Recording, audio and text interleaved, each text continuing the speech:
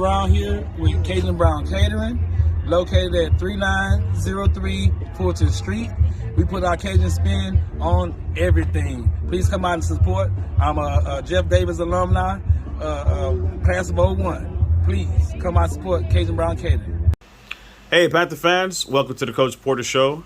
I'm your host, the businessman, Nick Harris, and the man of the hour, you guys know him, Coach Mike Porter, Northside Jeff Davis High School head football coach and athletic coordinator. How's it going, Coach? Oh, not bad, not too bad. So, Coach, we want to start off by reviewing last week's game against Milby. Milby 41, Panthers 0. Can you tell us what happened in that game? Way too many mistakes. I mean, we started off the game driving, moving the ball pretty well. Tried back to throw the ball. We took our time, and we threw it short, pick six. And sometimes your mistakes compound from there. And again, our defense, I thought, actually played well the first half. And then we just on the field too much. So we got to overcome that. Okay, Coach. During the game, your backup quarterback, number 12, Jesus de los Reyes, he was injured. You told me he had a hip pointer. How is he progressing? Has he recovered, or is he recovering from that injury? He's 100% fully healed up and ready to go. I mean, I went to the hospital with him in the middle of the game just because I wanted to be there for my player, because he seemed like he was in a lot of pain. Right away when it happened, I thought that it was going to be a hip pointer, but you never know. And he was in a lot of pain. So that's why the decision was made to transport him. And, I mean, as we were going, it started to loosen up on him a little bit. So he started to feel better. By the time we got to the hospital, I mean, he still was in a great amount of pain, but he could move his toes and everything. And just really as a precaution, they took an x-ray of his hip. It was negative.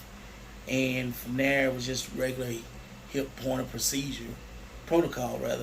I mean, we put him in an ice bath, and he took ibuprofen and Tylenol, but he iced all the way up to his midsection on Monday. Got out, did several exercises. He was still sore, but he had full range of motion. On Tuesday, he suited out, practiced normal the rest of the week. Although we don't want to hit him. But he'll be suited up, ready to go. Good to know, Coach. So in this week's game against Waltrip, tell us, Coach, what is their offense and defense is set up? Offensively, they run mainly a spread set, but they will go pistol, where they have quarterback and two backs in the backfield, almost like out formation, offset out, and a lot of misdirection, a lot of power. They'll run some trip sets at you, try to get you outmanned.